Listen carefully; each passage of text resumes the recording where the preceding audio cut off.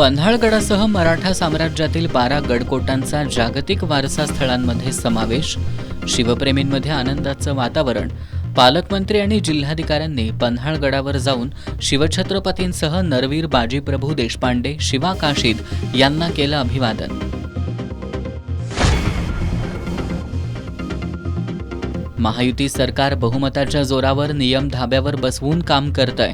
काँग्रेसचे विधान परिषदेतील गटनेते आमदार सतेज पाटील यांचा आरोप.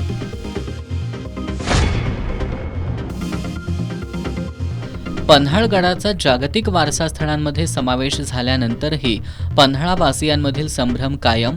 नागरिकांवर जाचक अटी लादल्या गेल्या आणि व्यावसायिकांवर अन्याय झाला तर लढा उभारू. माजी नगराध्यक्ष आसिफ मोकाशींचा इशारा.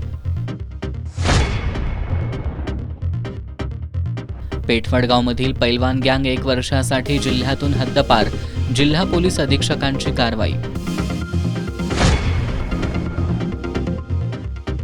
आणि देशाचे गृहमंत्री नक्षलवाद संपल्याचा दावा करतायत, मग महायुती सरकार जनसुरक्षा विधेयक आणून कुणाचं हित साधतंय?